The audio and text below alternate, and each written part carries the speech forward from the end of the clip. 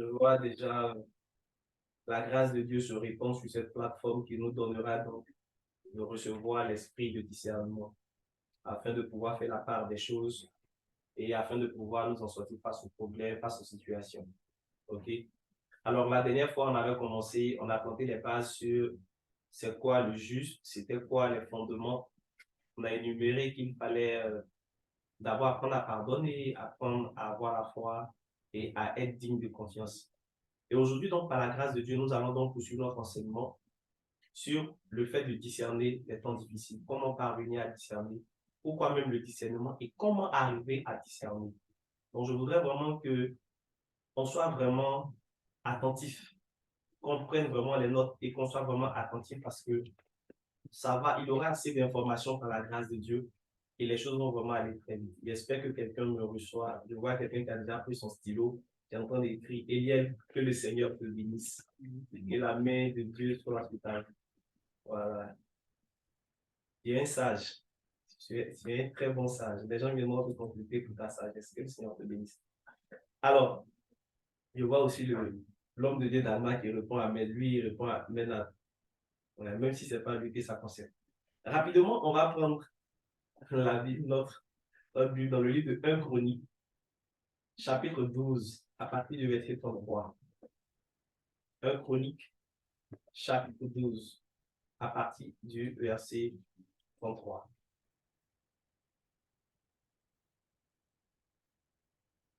C'est un passage que généralement on utilise lorsqu'il s'agit de parler du discernement. 1 Chronique, merci.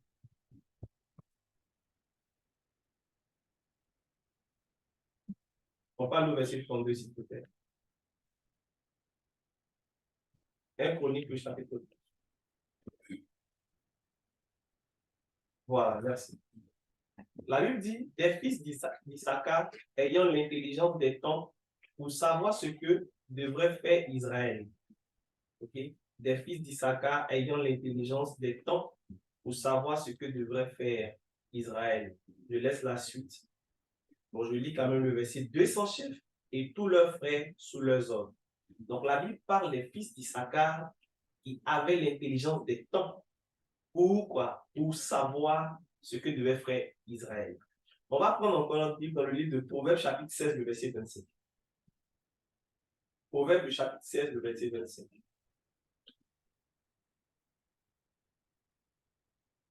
Proverbes 16, le verset 25. La Bible nous dit, telle voie paraît droite à un homme, mais son issue, c'est la voie de la mort. Telle voie paraît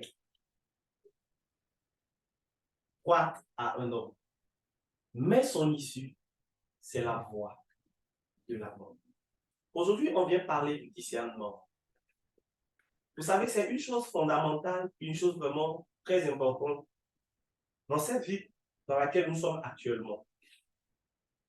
Aujourd'hui, quand une femme est enceinte, notre discernement nous donne de savoir à quel moment elle va accoucher. Lorsque nous voyons les nuages, on voit le vent souffler, on peut donc automatiquement déduire qu'il va pleuvoir.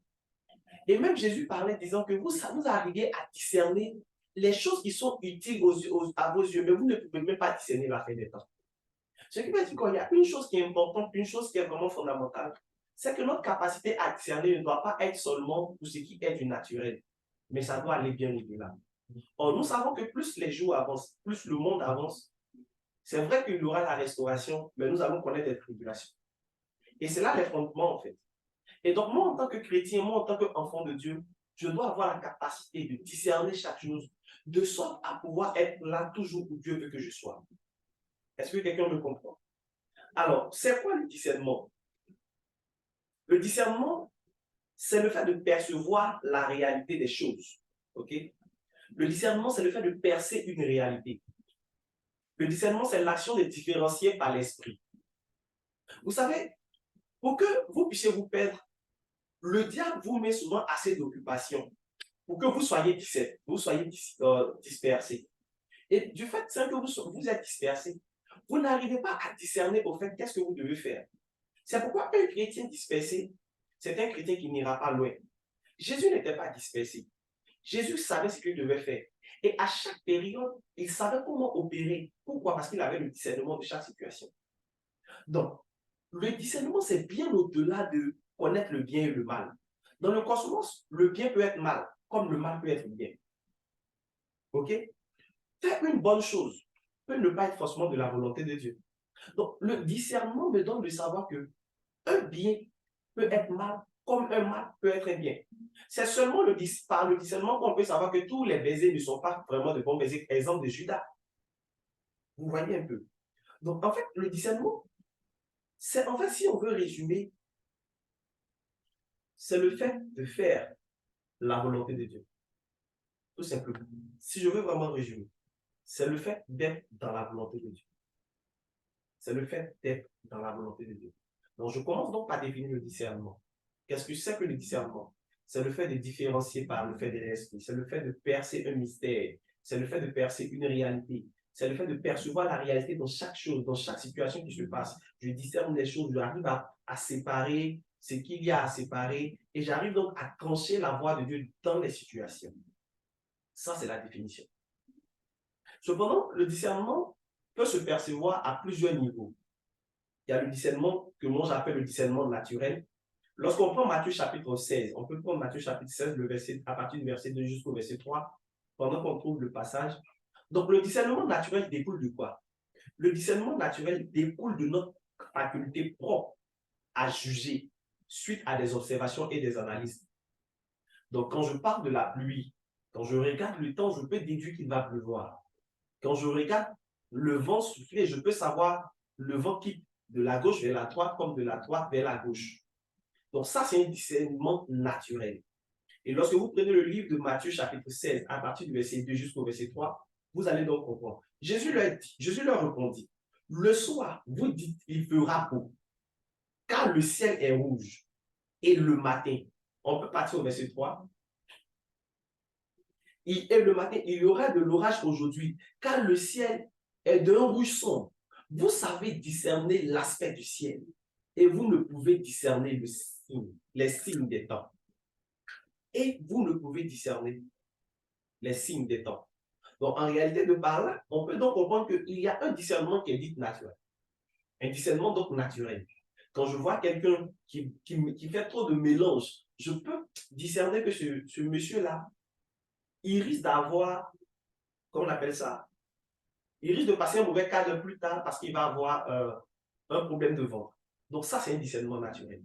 Lorsque l'on prend cependant Hébreux chapitre 5, le verset 14, on a là le discernement spirituel.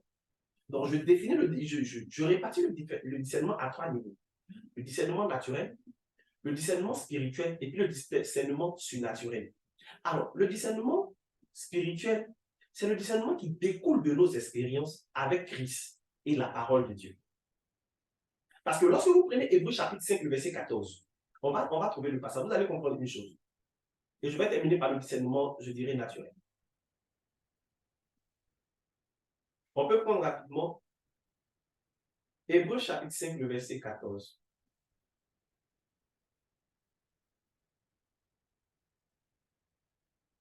Ensuite, Hébreux le chapitre 5, le verset 14. La Bible dit, mais la nourriture solide est pour les hommes faits, pour ceux dont le jugement est exercé par l'usage à discerner ce qui est bien et ce qui est mal. Je reprends. Mais la nourriture solide est pour les hommes faits, pour ceux dont le jugement est exercé par l'usage à discerner ce qui est bien et ce qui est mal. Alors, qu'est-ce que cela veut dire? La dernière fois, je vous avais expliqué, l'homme a 3 niveaux. Il y a l'homme fait, il y a l'homme créé et il y a l'homme formé. La Bible dit, Dieu dit, faisons l'homme à notre image. La Bible n'a pas dit, Dieu dit, créons l'homme à notre image. Dieu a d'abord fait l'homme à son image. Ensuite, il a créé l'homme et il a formé l'homme. Il a donné une forme à l'homme qui a été fait. L'homme fait, c'est l'homme spirituel. L'homme formé, c'est la chair, c'est ma forme. Donc, quand Dieu a dit, faisons l'homme à notre image, vous n'allez pas me dire que Dieu est noir ou bien il a haine comme moi, non. Ce qui veut dire que quand Dieu a dit, faisons l'homme à notre image, c'était l'homme esprit. Donc, quand la Bible dit, mais la nourriture solide, c'est pour les hommes faits. Ce n'est pas pour les hommes créés, ce n'est pas pour les hommes formés, mais c'est pour les hommes faits. Il dit, pour ceux dont le jugement est exercé par l'usage à discerner. Donc, ce sont les hommes faits qui peuvent discerner le bien du mal. Ce sont les hommes faits qui peuvent savoir que Usa ne devait pas toucher l'arche qui devait tomber. Vous vous souvenez dans l'histoire de la Bible dit que l'arche de l'Éternel partait. David était là et Usa était auprès de l'arche. L'arche devait donc tomber et Usa a bloqué l'arche pour ne pas que l'arche tombe. Est-ce que l'action de Usa, c'est mauvais? L'action n'est pas mauvaise. En soi, l'action en vrai n'est pas mauvaise parce qu'il a empêché l'arche de l'Éternel de tomber. Mais la Bible nous a fait comprendre plus tard, avant que Usa ne pose l'action, que le soin de l'arche était réservé aux Lévites. Donc, Usa a posé une bonne action, mais l'action a posé une bonne action aux yeux des gens, mais l'action n'était pas bonne aux yeux de Dieu. Donc, en tant que spirituel, un homme fait aurait pu dire à Usa, Usa, tu n'as pas le droit d'être à côté de l'arche. Donc, le discernement donc, de cette personne allait donc donner le dit à Usa, ce que tu es en train de faire, c'est bien, mais ce bien-là, c'est un mal pour toi. Donc, arrête de le faire. Est-ce que quelqu'un est en train de me comprendre? Alors, donc ça, c'est le discernement, donc, je dirais, spirituel. Maintenant, venons donc au discernement que j'appelle le discernement surnaturel. Le discernement surnaturel, c'est ce dont parle la Bible dans le livre de 1 Corinthiens 12, le chapitre, où on parle des dons. On parle du don de l'esprit, qui est un don de révélation. Puis nous, donc de percer le mystère, les mystères des choses de l'esprit, du monde de l'esprit, dans le livre de 1 Corinthiens, chapitre 12, le verset 10. Si on peut me retrouver le passage rapidement. Donc, je définis donc le discernement. Je donne donc les 3 types de discernement qui puissent exister. Et après, je vais essayer d'entrer maintenant en profondeur de notre sujet pour qu'on puisse essayer de comprendre. Le livre de 1 Corinthiens, chapitre 12, le verset 10, nous dit quoi? À un autre, le don d'opérer des miracles. À un autre, la prophétie. À un autre, le discernement des esprits. Le discernement des esprits. Le discernement des esprits. Et c'est de ça que je parle. Donc, je parle le discernement surnaturel. Parce que ça ne revient pas du monde naturel. Ça ne requiert pas du monde naturel. Mais ça requiert du monde surnaturel. Est-ce que quelqu'un me comprend jusque-là? Alors, j'ai cité ces trois types de discernement. Naturel, spirituel et le discernement surnaturel. Mais tous les 3 discernements sont liés par une seule chose. La sagesse de Dieu. Tous les 3 sont liés par une seule chose. La sagesse de Dieu. La sagesse de Dieu s'applique à tous les niveaux. Et tous les 3 sont aussi liés par l'examen des choses. C'est-à-dire, même dans le monde spirituel, je dois examiner ce que je vois afin de trouver une réponse. Alors, pourquoi j'associe donc la sagesse? Le discernement sans la sagesse est une folie. Elle n'a pas lieu d'être. Parce que si je vous dis que le discernement, c'est la capacité pour moi de pouvoir séparer le bien du mal. Mais il me faut la sagesse pour que je sache que ça c'est bien, ça c'est mal. Donc c'est la sagesse seule qui donne un sens à mon discernement. C'est de par la sagesse que je peux savoir que ce que je suis en train de faire va me conduire à ça. Ce que je suis en train de faire va m'amener à ça. Puisque quand on a lu dessus le livre de Hébreux chapitre 5, la Bible dit que pour que ce monsieur arrive à discerner le bien du mal. Est-ce que quelqu'un est en train de me comprendre? On avance tout doucement. Donc le discernement, c'est donc user de la sagesse de Dieu, user de la sagesse divine pour parvenir à vous faire sortir de chaque situation, pour parvenir à vous faire sortir de chaque épreuve. Lorsque la situation est chaotique, le discernement donc vous donne de pouvoir sortir de ces situations-là au travers donc de la sagesse de Dieu appliquée à ce que vous avez. Et c'est pourquoi, quand on a lu dessus le livre de Proverbes chapitre 16, le verset 25, il dit, telles les voies sont droites pour vous, mais pour d'autres, ce n'est pas ça en fait. Maintenant, regardez bien. Prenons Romains chapitre 12, le verset 2. Vous allez comprendre ma définition quand je dis que le discernement, c'est user de la sagesse divine pour parvenir à sortir des problèmes. Le discernement, c'est donc user de la sagesse divine pour parvenir à sortir des situations difficiles, pour parvenir à sortir des fondements qui sont brisés, pour parvenir à sortir des fondements qui sont renversés, pour parvenir à sortir du nouvel esprit du monde. Alors, quand je prends Romains, le chapitre 12, le verset 2, la Bible dit, ne vous conformez pas au siècle présent, mais soyez transformés par le renouvellement de l'intelligence. Regardez, afin que vous discerniez quelle est la volonté de Dieu, ce qui est bon, agréable et parfait. Je vous ai dit que le discernement, en fait, c'est le fait d'être dans la volonté de Dieu. Parce que tout discernement me donne d'être dans la volonté de Dieu. Vous n'arriverez pas à sortir des situations si vous ne discernez pas. Et donc, si le discernement, c'est la volonté de Dieu, ce qui veut dire que vous ne parviendrez pas à sortir des situations si vous n'êtes pas dans la volonté de Dieu. Parce que le truc, c'est que la Bible dit, quand je marche dans la vallée de l'ombre de la mort, je ne crains aucun mal. Ce qui veut dire que je suis appelé à marcher dans la vallée de l'ombre de la mort. Mais le discernement me donne de comprendre que il y a une personne qui marche permanemment avec moi. Le discernement me donne de comprendre que, mais en toutes ces choses, nous sommes plus que vainqueurs par celui qui nous a aimés. Donc, quand vous n'avez pas le discernement, ce qui veut dire que vous êtes loin de la volonté de Dieu, vous ne pouvez donc pas comprendre cette vérité biblique qui dit, mais en toutes ces choses, nous sommes plus que vainqueurs par celui qui nous aime. Est-ce que quelqu'un est en train de me comprendre? Donc, si donc je définis le discernement, je donne les 3 niveaux de discernement et que je finis par conclure que le discernement, c'est quoi exactement? Et aujourd'hui, notre terme, c'est de savoir, de dire, savoir utiliser le discernement dans les moments difficiles. Comment donc discerner les temps difficiles? Pourquoi il est important de discerner les temps difficiles? Et c'est dans ça que vous allez comprendre. Pourquoi il est important de discerner les temps difficiles? La première des choses, comme on l'a vu tout à l'heure dans le livre de Romains, chapitre 12, le verset 2, pour être dans la volonté de Dieu, c'est la première des choses. Il est important de discerner les situations. Pourquoi? Pour être dans la volonté de Dieu. On peut prendre Ézéchiel chapitre 28, du verset 1 au verset 8. Vous allez comprendre très clairement. Jésus dit, quand je suis venu sur la terre, je suis venu pour faire la volonté de mon Père. Ce qui veut dire que quoi? Votre discernement aura pour fond de votre discernement ne serait pas biaisé si vous faites la volonté de celui qui vous a fait, qui fait de vous cohéritier avec le Christ. Donc, quand moi, Ludovic, les fondements sont renversés, je ne cherche vraiment pas à résoudre les fondements renversés. Le discernement me donne à savoir quelle est la volonté de Dieu dans ces fondements renversés. Lorsque je trouve la volonté de Dieu dans cette faille-là, je me mets donc dans la volonté de Dieu. Et étant dans cette volonté de Dieu, j'arrive à sortir des problèmes. Je prends le cas simple de Noé. Est-ce qu'il n'allait pas avoir le déluge? Si. Mais lorsque Dieu parle, il dit fais l'arche. Noé a essayé de réfléchir. Noé a réfléchi. Parce que vous savez que Noé était un prédicateur. Noé était un prédicateur de justice. Ok? Noé a essayé de réfléchir. Noé a décidé de se mettre dans la volonté de Dieu. Est-ce qu'il n'avait pas le déluge? Mais parce qu'il était dans la volonté de Dieu. Et même les animaux aussi étaient dans la volonté de Dieu. Les animaux se sont sortis.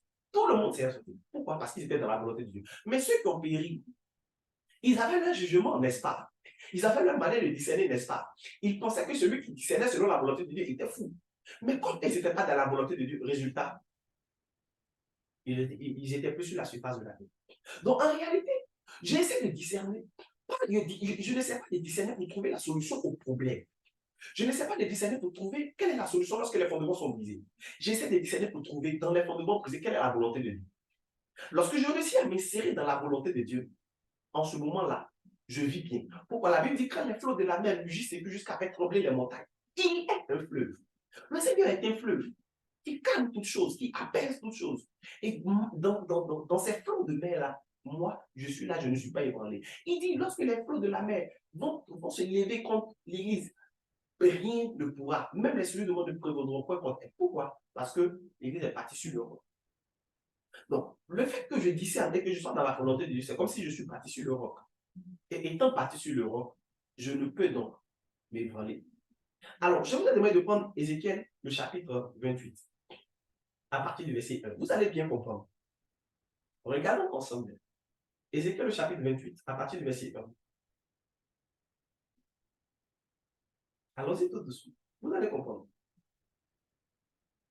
Ézéchiel, le chapitre 28, à partir du verset 1. Donc, je prends.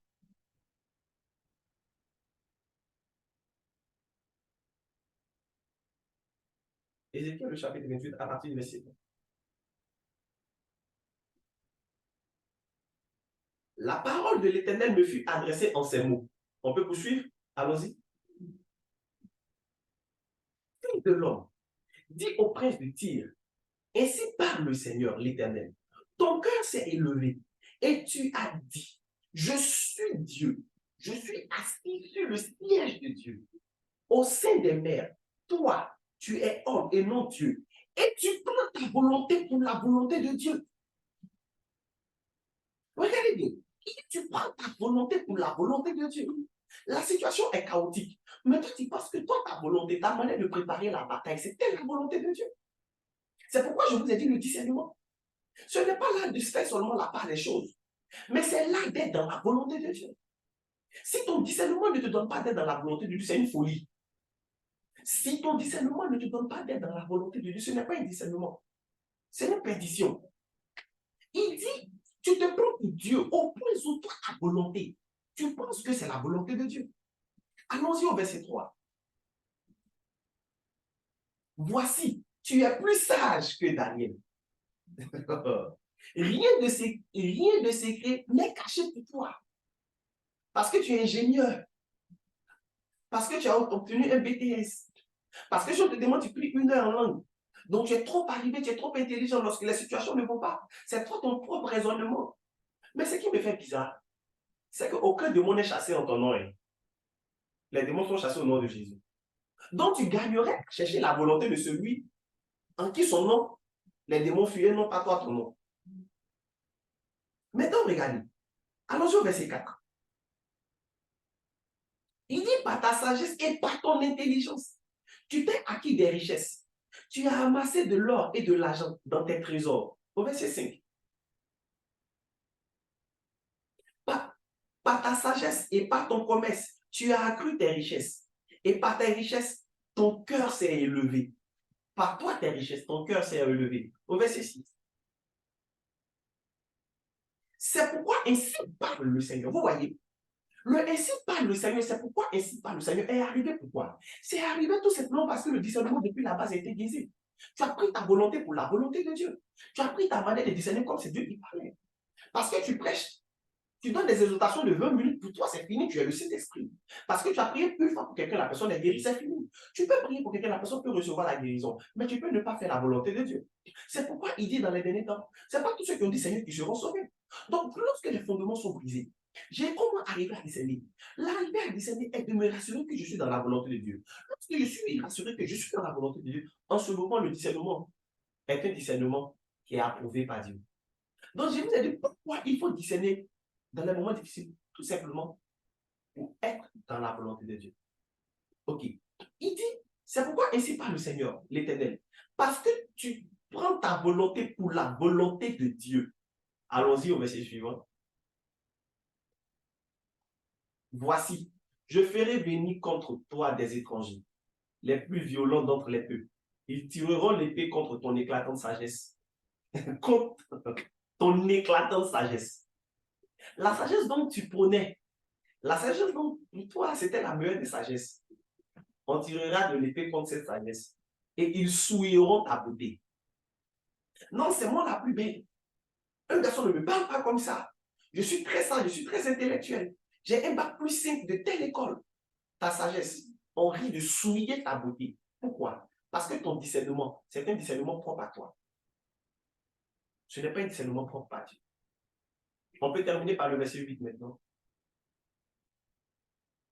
Ils te précipiteront dans la fosse et tu mourras comme ceux qui tombent percés de coups au milieu des mers. Lorsque les fondements sont brisés, bien sûr, c'est pour que nous puissions mourir. Mais vous ne mourrez pas, vous vivrez parce que vous faites la volonté de Dieu. Vous ne mourrez pas, vous vivez parce que vous cherchez à trouver la volonté de Dieu. Je prie qu'à partir d'aujourd'hui, que la volonté de Dieu prime au-dessus de votre volonté. Jésus pouvait dire au jardin de Gethsémane, Père, si sa coupe peut s'éloigner de moi, mais il sait que si la coupe s'éloignait de lui, c'était pas une il dit toutefois que ta volonté soit faite. Je prie que tout ce à quoi vous pensez, que la volonté de Dieu soit la cerise sur le gâteau. Que la volonté de Dieu soit l'alpha et l'oméga de tout ce que vous faites. Est-ce que quelqu'un me comprend? Alléluia. Est-ce que quelqu'un me comprend? On peut poursuivre. Pourquoi la volonté de Dieu? Hébreu, le chapitre 5, le verset 14, on a fait comprendre que ce sont la nourriture solide pour les hommes faits. Autrement dit, pourquoi il faut le discernement? Il faut le discernement parce que ça prouve que vous êtes mature. Le discernement est preuve de maturité. OK? Le discernement est preuve de maturité. Celui qui ne discerne pas est immature. Lorsque un enfant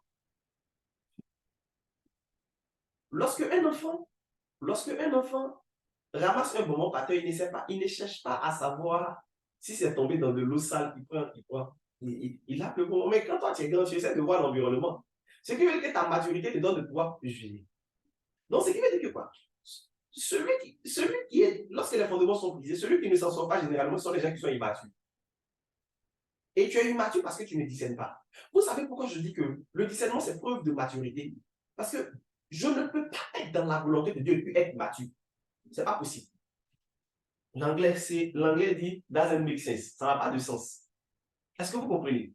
Donc, ce qui veut dire que quoi? Une chose qui garantit que je peux sortir des situations difficiles, c'est la maturité que j'ai. On est tous d'accord. Aujourd'hui, ta maturité donne de ne pas parler à tes parents d'une certaine manière. Autrement dit, tu es devenu mature arrivé à un moment donné. Donc, cette maturité est possible lorsque je suis dans la volonté de Dieu. Est-ce que je me fais comprendre? Une autre chose, pourquoi il me faut le discernement? C'est une preuve de consécration. Je vous assure. On peut prendre Jean le chapitre 4, le verset 34. C'est une preuve de consécration. Seuls ceux qui se consacrent arrivent à discerner. Seuls ceux qui se consacrent arrivent à faire face à toute situation. Mais généralement, ce sont les enfants qui se plaignent chargés de toute situation. Je pense qu'on a déjà enseigné sur cette plateforme la prière, à laquelle l'homme de Dieu Dérolier a dit, Dieu n'exauce pas les prières. Ça choquait plusieurs. Et je suis venu dire, à la suite de l'enseignement, que Dieu n'exauce pas les prières, mais Dieu exauce plutôt ce que tu crois dans ce que tu dis dans ta prière. C'est pourquoi la Bible dit, lorsque vous demandez quelque chose, croyez que vous l'avez reçu et vous verrez cela s'accomplir. La Bible aurait pu dire, lorsque vous demandez quelque chose, vous l'avez reçu. Mais lorsque vous demandez quelque chose, croyez que vous l'avez reçu et vous verrez cela s'accomplir. Mais ceux qui croient, c'est ceux qui se consacrent. Écoutez mon truc. La consécration, ce n'est pas le fait que tu te mettes à part pour Dieu. La consécration, c'est le fait que Dieu te mette à part pour lui. Donc la consécration, en réalité, c'est tout simplement, c'est pas que tu rends de service à Dieu lorsque tu te consacres. C'est quelque chose de normal en fait. Dieu t'a choisi et te met à part. Donc, Jean le chapitre 4, le verset 34, nous dit quoi?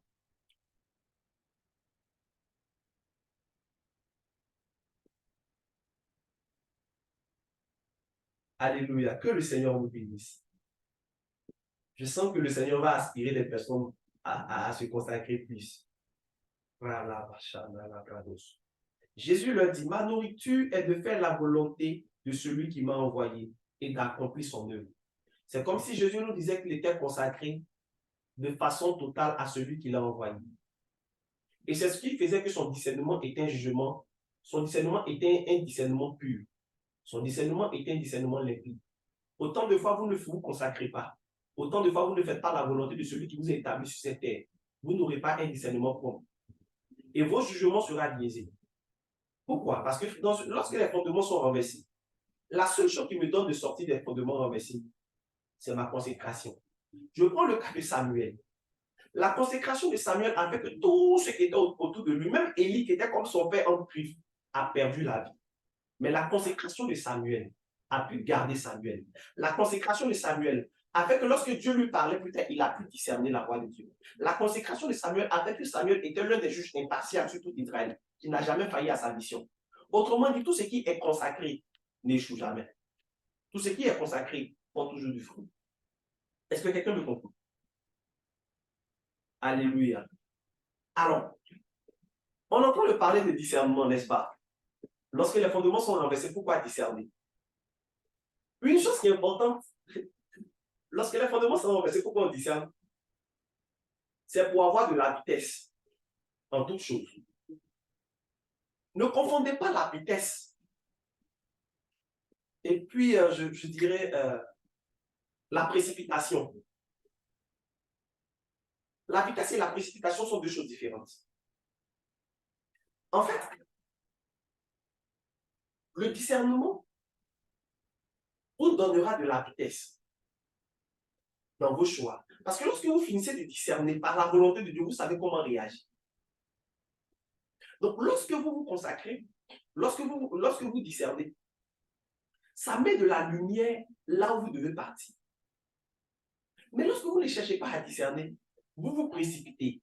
La précipitation, c'est pour ceux qui n'ont pas de lumière. La vitesse, c'est pour ceux qui ont la lumière. Je vous explique. Tu te précipites, mais il n'y a pas de lumière. Vous savez, la vitesse, dans un mauvais sens, n'a pas de sens. La vitesse a plus de sens lorsqu'il y a quelque chose qui est éclairé. En ce moment, je sais où est-ce que je dois courir pour partir. Et cette lumière-là est apportée par le discernement. En ce sens où le discernement m'apporte de la lumière. Et par la lumière apportée, je sais comment partir vite. Donc, lorsque les fondements sont renversés et que je trouve je suis dans la volonté de Dieu et que je discerne rapidement, je sais comment partir, je sais comment m'orienter et je suis plus rapide par rapport à celui qui utilise son intelligence. On a lu dessus dans le livre d'Ézéchiel que lorsque toi tu penses utiliser ta sagesse, tu penses utiliser ton intelligence, ta fin, c'est la mort. Donc, tu pensais être pressé. Tu pensais être pressé. Ça, c'est de la précipitation. Mais ta précipitation ne t'a amené nulle part. Est-ce que quelqu'un me comprend? Est-ce que quelqu'un me suit?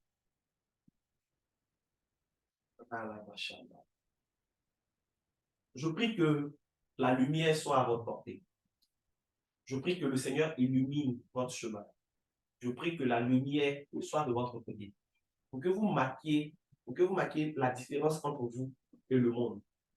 Pour que le monde témoigne que vous avez une sagesse. Tout le monde pouvait venir voir Joseph. Tout le monde pouvait venir voir Daniel. Parce qu'ils avaient l'art de discerner.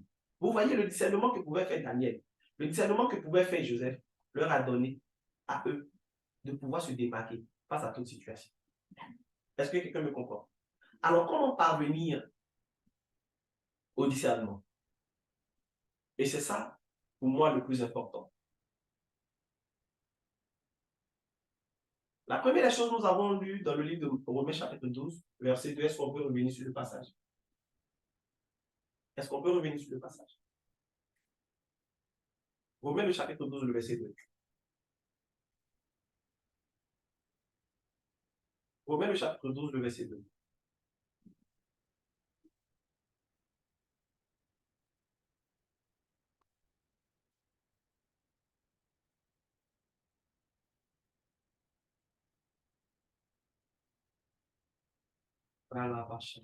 La Bible dit quoi? Que nous pouvons lire. Ne vous conformez pas au siècle présent, mais soyez transformés par le renouvellement de l'intelligence, afin que vous discerniez. Donc, ce qui veut dire que le discernement arrive lorsque j'ai l'intelligence renouvelée. Il dit, soyez transformés par le renouvellement de l'intelligence, afin que vous discerniez quelle est la volonté de Dieu.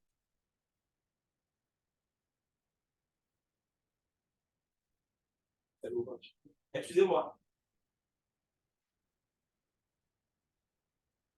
Donc, il dit, soyez transformés par le renouvellement de l'intelligence, afin que vous discerniez quelle est la volonté de Dieu. Donc, le discernement arrive, la première des choses, lorsque vous renouvelez votre intelligence. Renouveler son intelligence, certains vont me demander, attends, mais c'est quoi exactement renouveler son intelligence? Renouveler son intelligence, c'est le fait de chercher la volonté de Dieu. Parce qu'il n'existe personne qui, en cherchant la volonté de Dieu, a eu son intelligence non renouvelée. Ce n'est pas possible. C'est le fait de croire en lui. Il dit, ne vous conformez pas au siècle présent. Ce qui veut dire que si tu ne te conformes pas au siècle présent, c'est que tu te conformes au siècle de Dieu, c'est que tu te conformes à Dieu, c'est que tu te conformes à Christ. En te conformant à Christ, tu as l'intelligence qui est en train d'être renouvelée. Renouveler son intelligence, c'est ce que nous dit Philippiens. C'est de nourrir votre pensée de tout ce qui est vrai, de tout ce qui est bon, de tout ce qui est agréable, de tout ce qui est honorable. Lorsque vous nourrissez votre pensée de tout ce qui est vrai, de tout ce qui est agréable, de tout ce qui est honorable, vous êtes en train de renouveler votre intelligence. Et comme tout ce qui est vrai, tout ce qui est agréable, tout ce qui est bon, ça vient de Dieu, ce qui veut dire qu'autrement dit, vous nourrissez vos pensées de Dieu. Et parce que vous nourrissez vos pensées de Dieu, vos pensées seront en train d'être renouvelées. Et parce que vos pensées seront en train d'être renouvelées, le discernement commence à s'installer. Est-ce que quelqu'un est en train de me comprendre? Donc, la première des choses, apprenez à renouveler votre intelligence. La deuxième des choses, soyez des hommes faits et non pas des hommes créés. Un homme fait, je vous ai dit que Dieu, il y a trois dimensions de l'homme. L'homme fait, l'homme créé, l'homme formé. L'homme fait, c'est l'homme esprit. L'homme créé, c'est notre personne, comment on appelle ça, intérieure, nos âmes, tout et tout. Et l'homme formé, c'est notre chair. OK? Quand je dis soyez des hommes faits, soyez des personnes qui marchent par l'esprit. C'est pourquoi la Bible dit que ne vous énivrez pas du vin, c'est de la débauche, mais soyez au contraire remplis du Saint-Esprit. Autrement dit, soyez des hommes faits. Être des hommes faits, c'est quelqu'un qui cherche à nourrir son esprit qu'à nourrir son corps. Et des hommes faits, c'est quelqu'un qui se réveille. Et pendant que son esprit lui dit d'aller prier, il ne dit pas non, que ça c'est la voix du diable. Parce que le diable sait que je suis fatigué. Dieu me sait que je suis fatigué, je dois aller dormir. Donc, être des hommes faits. Et des hommes faits, ce sont des personnes qui cherchent majoritairement à satisfaire l'esprit, à satisfaire les œuvres de l'esprit, à satisfaire leur personne intérieure, à chercher à ressembler à Christ. Donc, plus vous cherchez à ressembler à Christ, plus vous cherchez à mettre au devant votre esprit, vous parviendrez à discerner facilement. Les hommes de Dieu qui discernent, ce sont des personnes qui ne nourrissent pas leur chair, mais qui nourrissent leur esprit. Leur esprit est obèse. Leur chair n'a pas de place. C'est-à-dire leur chair est très inférieure, supérieure ou bien même égale à zéro. Et inférieure ou égale à zéro. Mais leur esprit, ils ont tellement nourri leur esprit que c'est leur esprit qui pèse sur leur personne. Est-ce que quelqu'un est en train de me comprendre? Autre chose, pour parvenir au discernement, c'est ce que la Bible dit dans le livre de Psaume 119, verset 105. Normalement, vous tous vous devez connaître. Psaume 119, verset 105. Qu'est-ce que la Bible nous dit? Parlons de la parole de Dieu. Parlons de la parole de Dieu. Qu'est-ce que la Bible nous dit?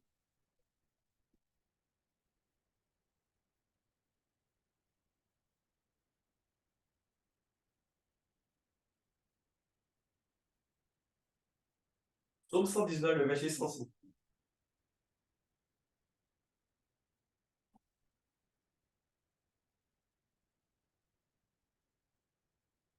La Bible dit, ta parole est une lampe à mes pieds et une lumière sur mon sentier. Quelqu'un va se rappeler tout à l'heure que j'ai dit que le discernement nous apporte la lumière pour que nous puissions accélérer, pour que notre vitesse puisse avoir un sens. La Bible dit, ta parole est une lampe à mes pieds et une lumière sur mon sentier. Autrement dit, la meilleure manière pour moi de discerner se trouve dans la source du discernement. Or, la source du discernement vient de la parole de Dieu. C'est pourquoi il dit, ta parole est une lampe à mes pieds. Mais quand la lampe éclaire, elle me permet de faire quoi? De séparer le bien du mal, c'est-à-dire savoir où je marche, où je ne dois pas marcher. La lumière vient pour faire dissiper les ténèbres, pour faire chasser les ténèbres. N'est-ce pas? Donc, il dit, une lumière sur mon sentier. Mais la lumière sur mon sentier me donne de savoir que ce sentier-là n'est pas bon. Ce sentier est bon. Ce sentier, il y a des ronces. Ce sentier, il y a des scorpions. Ce sentier, il y a des insectes venimeux. N'est-ce pas? Alors, ce qui veut dire que si donc la parole de Dieu me donne de différencier, de faire la part des choses, ce qui veut dire que pour avoir le discernement, une des choses fondamentales, c'est d'être dans la volonté, c'est d'être dans la parole. C'est pourquoi il dit à Josué que celui de la loi ne s'éloigne pas de ta bouche. Donc, ce qui veut dire quoi? Il a mené Josué à être dans la parole de Dieu parce qu'il arrive à discerner à chaque moment, à chaque période, à chaque instant. Parce qu'il avait vraiment, comment on appelle ça, de nombreux défis. Il avait des challenges. Et donc, face à ces challenges-là, il devait être constamment dans la parole de Dieu. Cette parole de Dieu allait solidifier son discernement. Souvenez-vous de Néhémie. Lorsque Néhémie devait bâtir des remparts, il y a eu Tobia et Sanballat qui essayait de l'embrouiller. Mais Néhémie n'est jamais embrouillé. Pourquoi? Parce qu'étant fondé sur la parole de Dieu, il pouvait savoir que ceux-là étaient en train de me tromper. Ceux-là étaient en train de me mentir. Parce que ça apportait donc une lumière. Et cette lumière lui donnait de faire la part des choses. Est-ce que quelqu'un me comprend? Je suis en train de voir des personnes qui s'intéressent à la parole de Dieu afin que leur discernement ne soit pas corrompu. Que votre discernement soit approuvé de Dieu et de tous, sans exception. Que votre discernement vous donne d'avoir de la grâce aux yeux des gens. Que votre discernement vous donne d'avoir de la notoriété dans toutes les sphères, tant sur le plan professionnel que sur le plan spirituel. De par votre discernement, vous allez occuper de très grands postes. Je vois quelqu'un qui, de par son discernement, a de la faveur de ses supérieurs hiérarchiques. Est-ce que quelqu'un est en train de me comprendre? Alors, L'une des choses, mon dernier point, comment parvenir à avoir le discernement? Seigneur, je veux vraiment que nous arrivions à ce point. Et je qualifie ce point comme étant un point vraiment essentiel, vraiment un point important.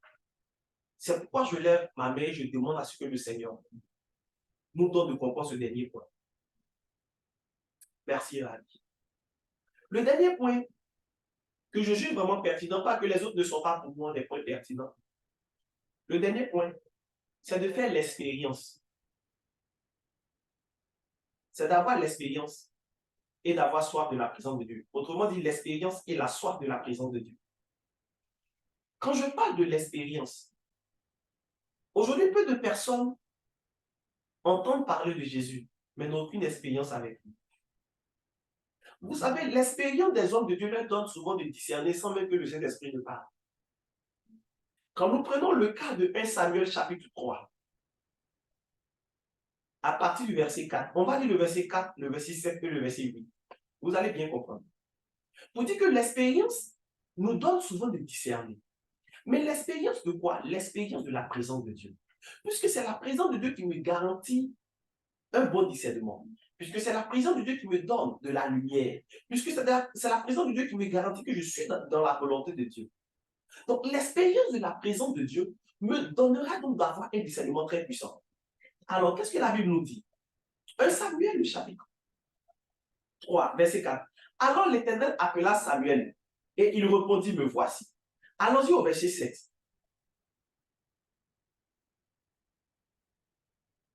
Samuel ne connaissait pas encore l'Éternel. Il n'avait pas encore fait l'expérience de l'Éternel. Il n'avait pas encore eu l'expérience de la présence de Dieu. Il ne pouvait pas savoir que c'est Dieu qui lui parlait. De vous à moi, quand un homme de Dieu aujourd'hui dit que je vois en vision, c'est parce qu'il s'est familiarisé. Il a eu l'expérience des visions. Quand un homme de Dieu s'assoit, il entend des prêcher, il dit, je viens d'entendre la voix de Dieu. C'est parce qu'il sait que cette voix-là, ce n'est pas sa chair, ce n'est pas le sang, mais c'est Dieu qui vient de lui parler. Autrement dit, votre expérience de la présence de Dieu va développer un discernement. Tant que vous n'expérimentez pas la présence de Dieu, tant que vous ne vous familiarisez pas à la présence de Dieu, soyez-en sûrs, vous n'allez pas discerner. Donc, montrez-moi une personne qui ne se familiarise pas à la présence de Dieu et je vous dirai que la personne a un esprit de folie et non pas un esprit de sagesse. La Bible dit Samuel ne connaissait pas encore l'Éternel. C'était encore, ce qui veut dire que plus tard, connaissant Dieu, il pouvait maintenant trancher. Il pouvait dire à Saül, ce que tu as fait est mauvais. Il pouvait dire à David, je vais te poindre comme moi. Il pouvait dire à Saül, je vais maintenant te poindre. Il pouvait faire la part des choses. La Bible dit, et la parole de Dieu ne lui avait pas encore été révélée. Ce qui veut dire que si la parole de Dieu lui avait été révélée, il allait avoir une expérience de la parole de Dieu. Et donc, ça lui donnait de savoir que la voix, la voix dont je viens d'entendre était la voix de Dieu. Allons-y au verset 8. Élie qui est mort, Élie qui a peut-être ses enfants ont désobéi, ont profané les choses. Qu'est-ce que la Bible dit au verset 8? L'Éternel appela de nouveau Samuel pour la troisième fois. Et Samuel se leva, alla vers Élie et dit, me voici quand tu m'as appelé. Qu'est-ce que la Bible dit? Élie comprit que c'était l'Éternel qui appelait l'enfant. Pourquoi Élie comprit? Parce qu'Élie était habitué. Élie avait l'expérience. Élie s'était familiarisé. Tu ne te familiarises pas à la présence de Dieu. En fait, tu n'as pas un problème de discernement. Tu as un problème de te familiariser à la présence de Dieu. Tu as un problème de familiarité, en fait. Ce n'est pas que tu nous manques de discernement. Tu ne manques pas de discernement. Tu ne te familiarises pas à la présence de Dieu. Parce que si tu te familiarises, il dit que les enfants d'Issachar, qu'est-ce qu'ils faisaient? Ils savaient discerner les choses. Pour que Israël se prépare. Je vous ai dit que le discernement apporte la lumière. Donc, le discernement apportait la lumière au fils d'Issachar pour qu'il se préparait par rapport à la bataille. Est-ce que quelqu'un est en train de me comprendre? Maintenant, prenons Psaume 42, le verset 2. Ça, maintenant, j'ai parlé de l'expérience, c'est-à-dire l'expérience et la soif de la présence de Dieu.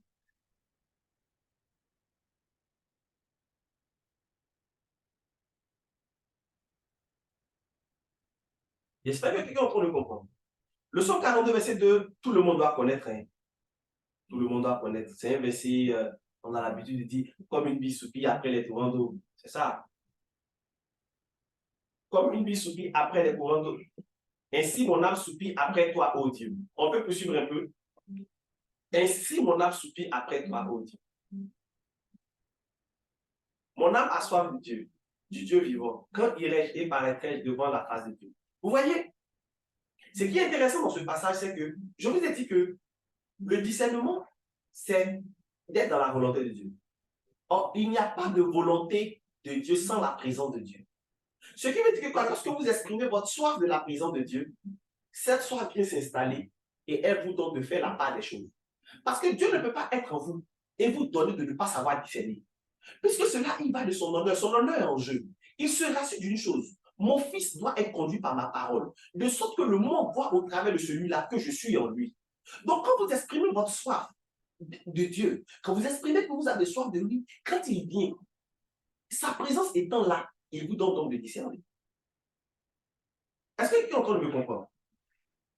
C'est la présence de Dieu qui te donne de la sagesse. La présence de Dieu te donne la sagesse et les mots pour faire la part des choses.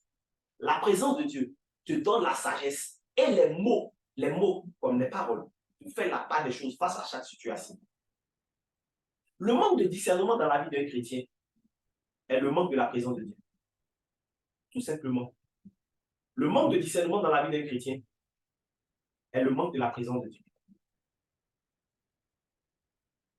Tu n'es pas familiarisé à la présence de Dieu. C'est pourquoi tous ces problèmes. C'est pourquoi toutes ces situations. N'oubliez pas qu'aujourd'hui, c'était le savoir discerner les temps difficiles. J'ai commencé par définir le discernement, les différents niveaux de discernement. Pourquoi nous devons discerner et comment discerner? Ce qui veut dire, si vous avez le comment discerner, le savoir discerner serait facile. Parce que lorsque vous avez ça, savoir discerner maintenant, c'est juste un réflexe. Ce n'est pas une liste de façon exhaustive. Mais si vous vous attelez à ce qu'on vient de dire, à ce que vous venez d'écouter, je crois que d'ici peu, on ne vous reconnaîtra pas. D'ici peu, on ne fait. En fait, quand on vous voit parler, quand on vous regarde, quand on vous entend, quand on vous écoute, on sent une sagesse émanant de Dieu. On sent une sagesse qui émane de Dieu. Pourquoi? Parce que vous transportez la présence de Dieu. Une chose dont vous devez vous rassurer, c'est d'avoir toujours la présence de Dieu. La présence de Dieu implique sa volonté. Sa volonté implique son discernement. Son discernement implique le fait que je m'en sors des situations difficiles. Son discernement me donne de pouvoir sortir des temps difficiles. Je prie, pas pour qu'il n'y ait pas de temps difficile. Non, mais je prie pour que ta sagesse donne à expliquer au temps difficile que c'est toi le difficile. En fait, le discernement vous donne d'être le problème au problème. Le discernement vous donne d'être le problème au problème. Puisse votre discernement soit à l'image de la gloire de Dieu. Le discernement ne discernez pas selon vous. Ne discernez pas selon votre intellect. Ne discernez pas selon votre manière de penser. Ne discernez pas selon vos capacités intellectuelles. Mais discernez selon la pensée de Dieu. Et comment y parvenir? On en a longuement parlé. On en a vraiment longuement parlé. On a parlé du renouvellement de l'intelligence, de marcher en tant qu'homme fait, de chercher à marcher, à vous imprégner de la parole de Dieu, de chercher à avoir l'expérience et la soif de la présence de Dieu. Que la grâce de Dieu soit avec vous. Que la grâce de Dieu surabonde dans votre vie. Et je prie que cette parole que nous avons entendue en ce soir, nous fasse du bien nous tous. Toi qui m'écoutes, toi qui vas réécouter cette vidéo, toi qui seras en train de réécouter cette vidéo, je prie que la présence de Dieu devienne de plus en plus palpable dans ta vie. Et que cette présence-là te donne d'être une personne aguerrie dans le nom de Jésus-Christ de Nazareth. Que Dieu nous bénisse. On va donc prier le Seigneur. On va prier le Seigneur. On va lui rendre grâce. On va dire, Seigneur, je bénis ton nom. De ce que tu as fait de moi, ton fils, de ce que tu m'as choisi. Tu m'as choisi de ce monde. Tu m'as mis à part. Je crois que tu as investi en moi un don pas comme les autres. La Bible dit que tu nous as bénis de toutes sortes de bénédictions dans les lieux célestes en Christ. La bénédiction est là, elle n'est pas juste manifeste. Tu vas prier avec moi, tu vas dire, Seigneur, puisse le discernement en moi, puisse ta volonté en moi, soit manifeste. Je n'ai pas besoin de le recevoir. Tu l'as déjà donné. Depuis que tu t'es donné à la croix, est-ce qu'on peut prier le Seigneur? Jésus, je bénis ton nom, je te rends toute l'honneur, je te rends toute la gloire. Aujourd'hui, nous venons de comprendre une chose. Ma capacité à sortir des situations difficiles ne requiert pas mon intelligence, ne dépend pas de ma manière de voir, mais ça dépend de celui qui me donne de penser qui est toi. C'est pourquoi la Bible dit, mais je puis tout par celui qui me fortifie. Je puis tout par celui qui me fortifie. Et la personne qui me fortifie est permanemment avec moi. Je prie donc de donner à chacun d'entre nous d'expérimenter le surnaturel divin, en laissant exprimer en nous la grâce que tu as déposée, en laissant exprimer en nous la faveur que tu as mis en nous, car tout nous a été donné. Tout est là. C'est à nous de dévaler le cadeau et de contempler, Seigneur Jésus, la valeur du cadeau. À toi soit la gloire. Je vois des personnes avoir des discernements comme Daniel. Je vois des personnes avoir des discernements comme Joseph. Et puisque le discernement de Joseph lui a donné d'être à la tête de l'Égypte, puisque Daniel, son discernement lui a donné d'être à la tête, je prie que pendant que certains d'entre nous sont en train de discerner, pendant que toutes les personnes ici présentes seront en train de discerner, et même ceux qui vont revoir la vidéo seront en train de discerner, Seigneur, une place de distinction leur sera accordée dans le nom de Jésus-Christ de Nazareth. Que Dieu vous bénisse, que Dieu bénisse l'école de l'Esprit, que Dieu bénisse cette plateforme et que Dieu, de par cette plateforme, forme des élus de Dieu. Demeurez bénis et que la grâce de Dieu soit avec vous.